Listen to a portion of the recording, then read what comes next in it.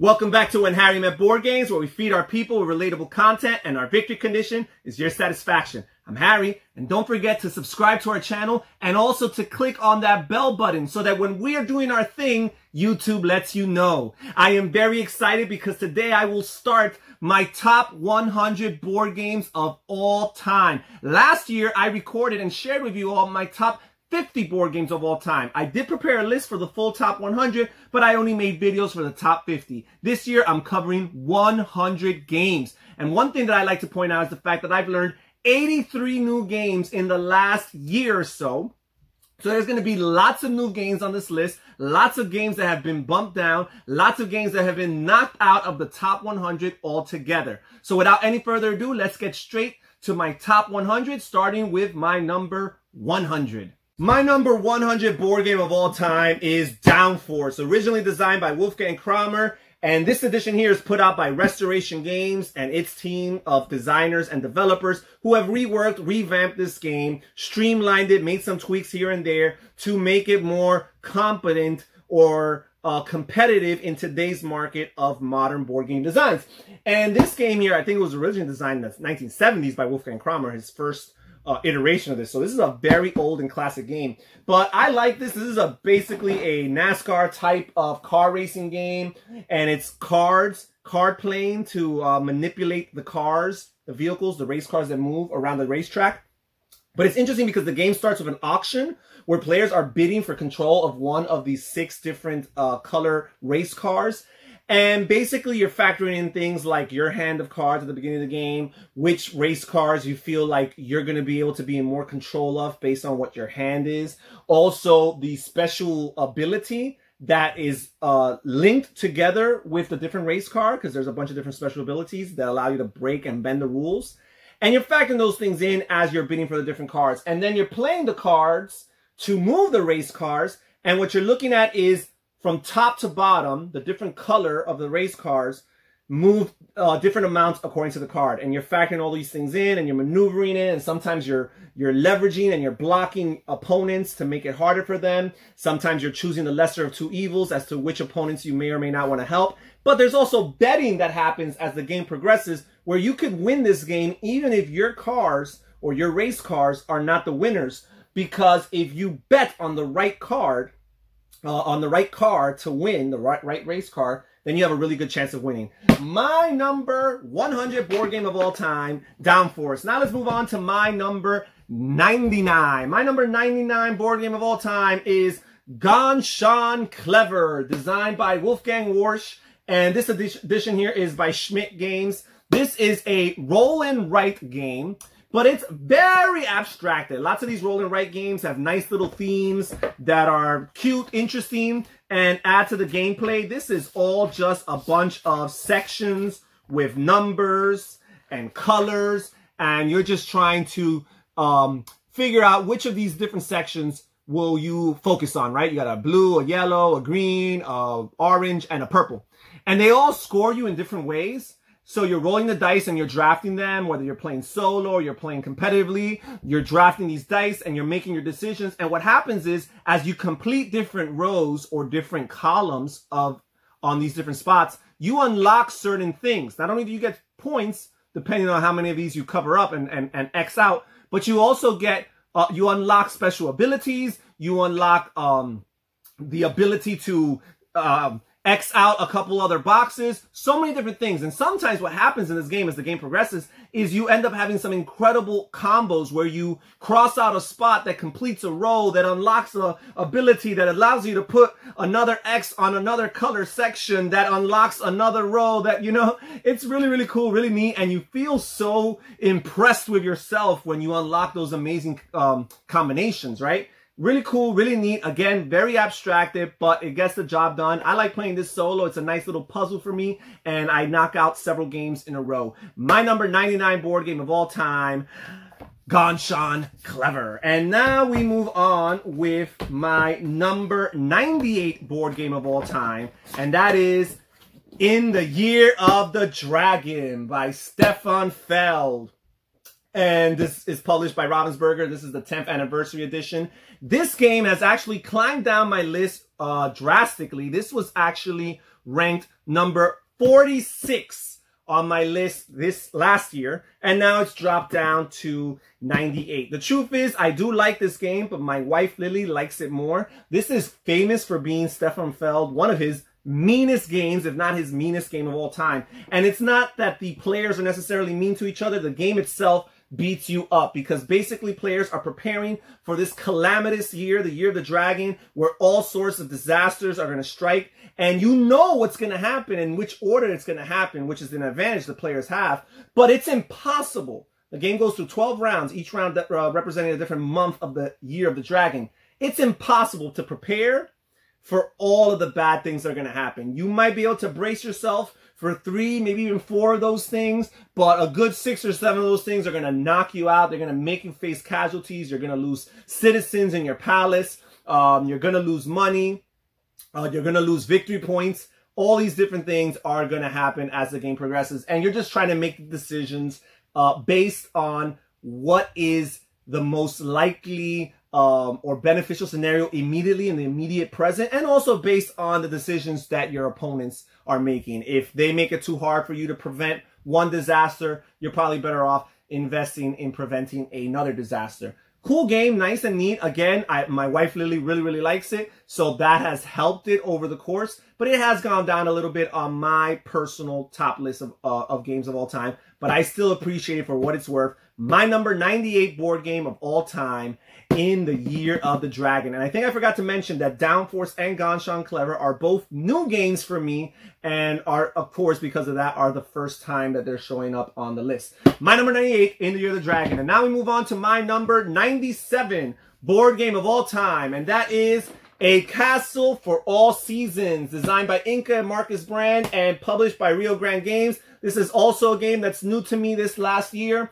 This is a nice and neat worker placement game with a beautiful board designed by Michael Menzel, created by Michael Menzel, renowned board game artist in the industry.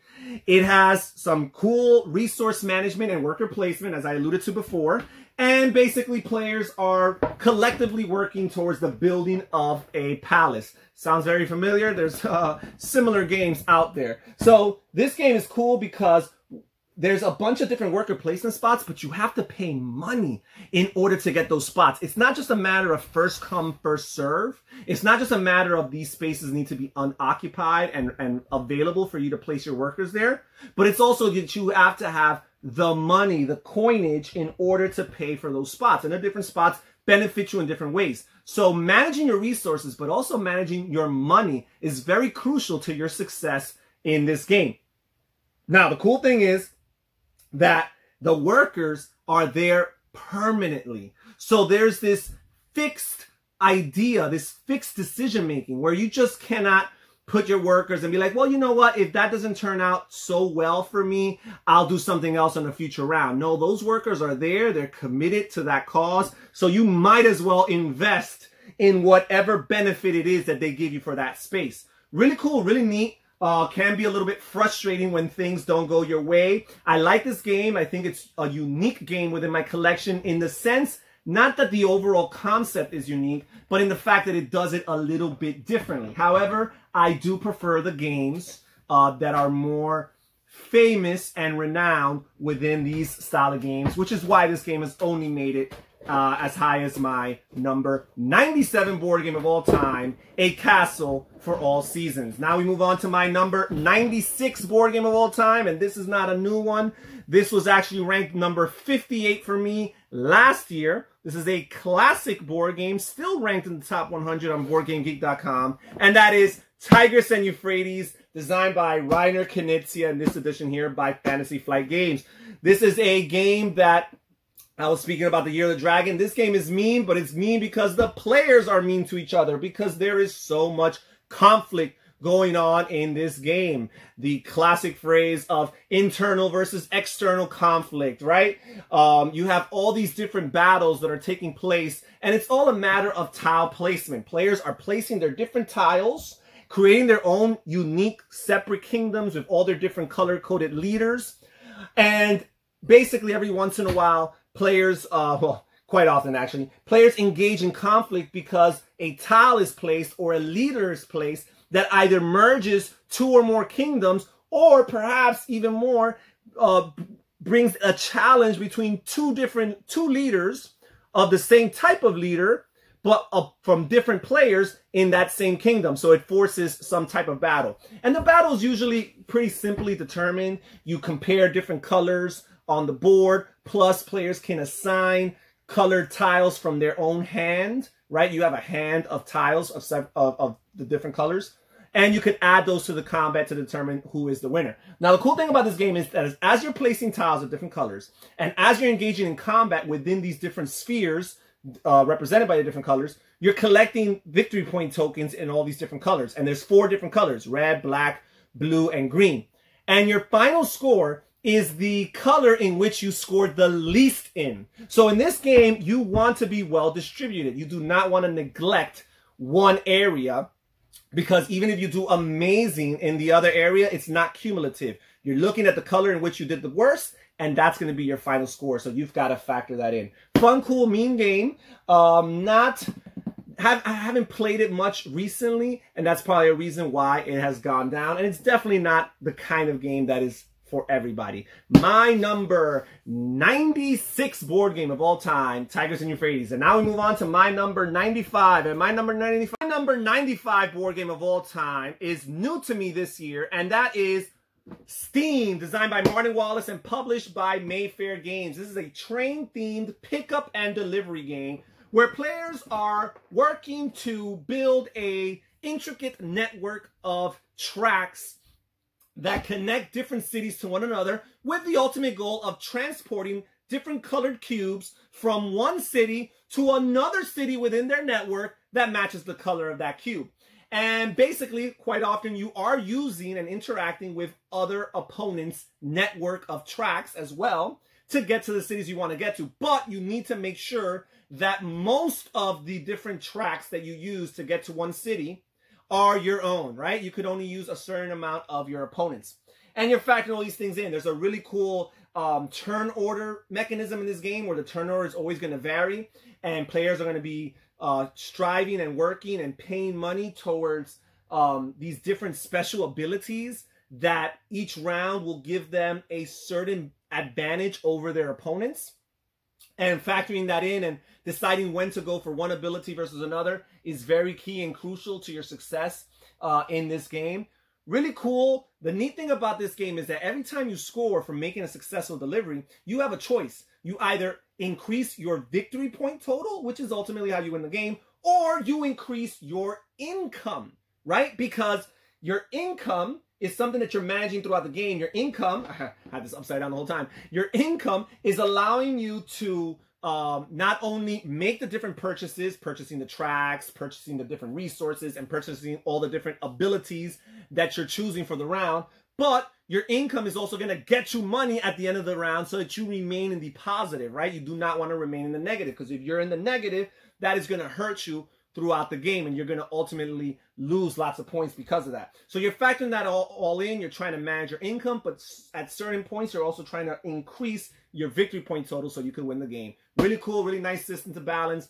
My number 95 board game of all time, Steam. And now we move on to my 94. My 94 is Forbidden Desert, published by Game Right Games and designed by Matt Leacock, the king of the co-op. And if you've watched this channel, you probably noticed I like cooperative games. I like cooperative games that are very difficult and challenging and have varying levels of difficulty. And I like cooperative games that have lots of replayability. And I find that Forbidden Desert has all of those things. Also, it has a really cool puzzle where players are exploring these dunes or these different desert tiles throughout the board that comprise the board. And you're trying to find the 4 different artifacts that together are going to help you create your getaway ship.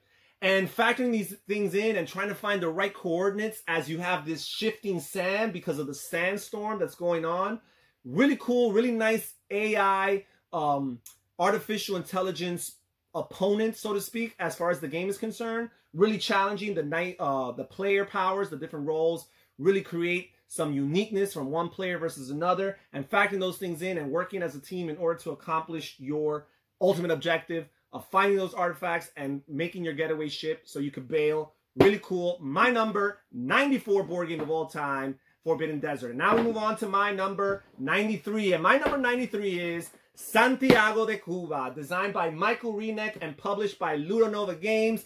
This is a smaller version of Cuba, a bigger board game, also designed by Michael Renek. It's a cool little game with a nice rondel system where players are traveling around the city of Santiago de Cuba, and they're interacting with different citizens who give them different benefits, different resources, different things. And the order in which the rondel takes place is always different from game to game, because you do have these tiles that make up the different spots, and you shuffle them and you decide from game to game.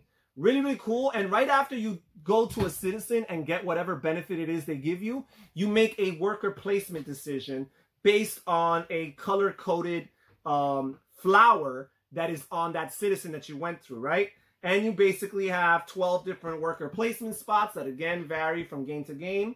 And you make your decisions, and ultimately you're trying to produce different resources and ship them based on the supply and demand.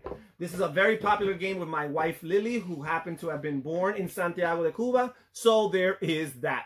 My number 93 board game of all time, Santiago de Cuba. And now we move on to my number 92, and my number 92 is Res Publica, designed by Reiner Knizia and published by Queen Games.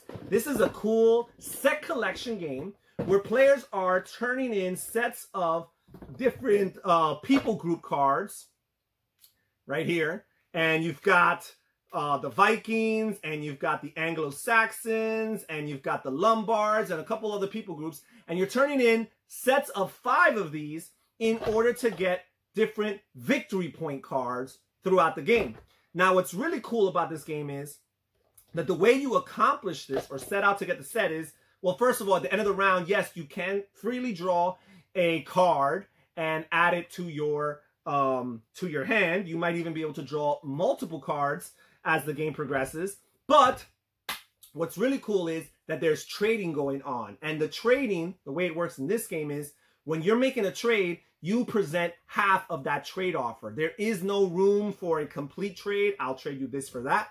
You could just say, I'm willing to give up such and such, or I want such and such in return. And there is no negotiating taking place, right? So clockwise, all your opponents take turns presenting the other half of the trade offer. And if you're not interested in any of them, then you have to pass. But you cannot enter into negotiations saying, well, that sounded pretty good, but can you just change the slightest bit? No. If they, for whatever reason, made a bad offer, you move on with the game. And you really got to pay attention to what people want, but what people are looking for. So as the game progresses, you can make trades much more efficiently. My number 92 board game of all time, Res Publica. And now we move on to my number 91. And really big, I forgot to mention that Res Publica was actually number 57 for me last year. So that is pretty high. And Santiago de Cuba was number 42. So both of these games have dropped down a bit. My number 91 board game of all time is actually new to me this year. And that is Harbor, designed by Scott Alms and published by Tasty Minstrel Games. This is a small, tiny game. Scott Alms is famous for his Tiny Epic game series. This is not published by Gameland, so it cannot keep the Tiny Epic title. But it is basically, in spirit, a Tiny Epic game. Some people have referred to this as Tiny Epic Le Havre. And basically, it's a port-themed game with a fantastical coding, because basically players take on these different fantasy races, which give them special powers and special abilities. And there's so many different characters or races that you could pick from that, again, give you different special abilities that let you cheat and break the rules of the game, or give you advantages that other players may or may not have.